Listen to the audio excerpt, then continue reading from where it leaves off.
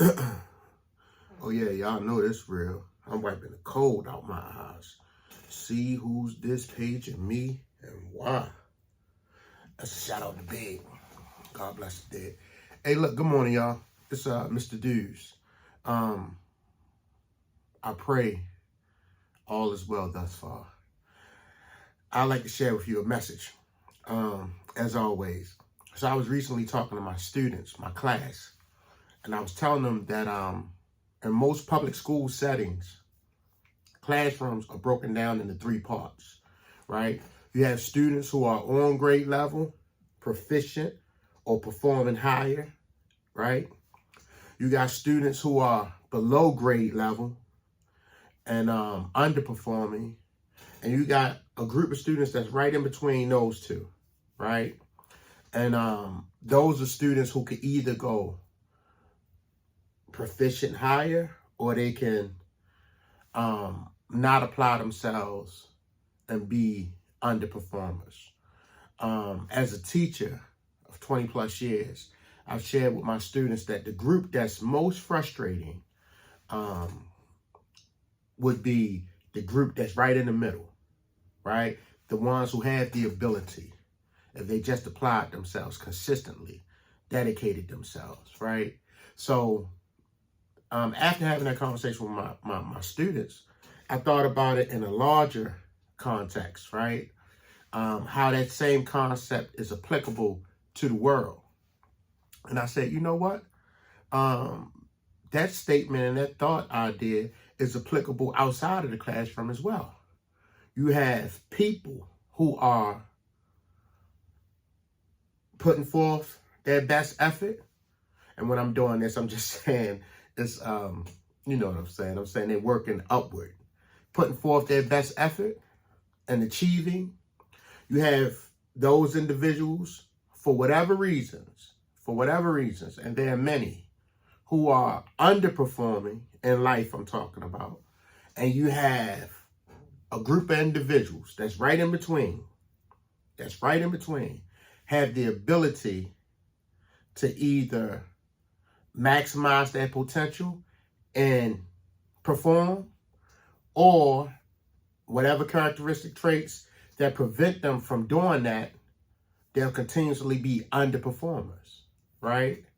And as I told my students, I asked them, as I'm asking myself and you all, what group do you fall into, right? What group do you fall into at the present time? The second question was, which group would you prefer to be in? And lastly, I asked, what must you do to get into that group that is maximizing its full potential, accomplishing, achieving, dream chasing, seeing your dreams come to fruition, and just living your best life, right? So that's my challenge for myself and for you today. I ask you, what group are you in? Which group would you prefer to be in? Are you in the group that's fully maximizing your potential? Are you in the group that's underperforming continuously, lack the motivation to do anything else?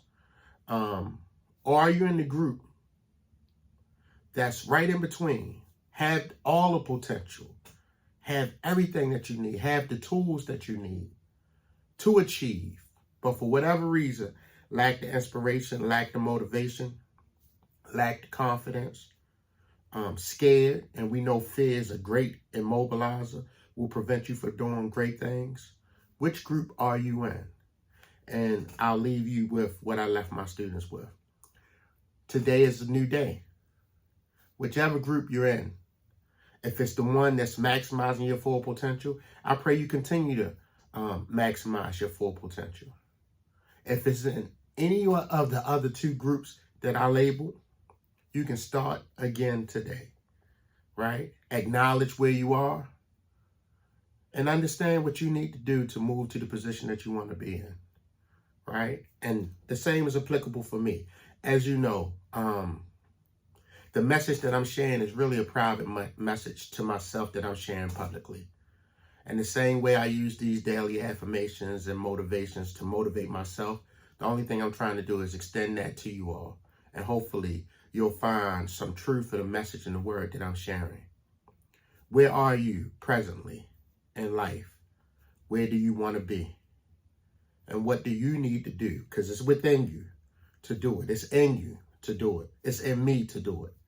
What do we need to do to move forward or to stay consistent, stay disciplined, and continue grinding in the position that we're in?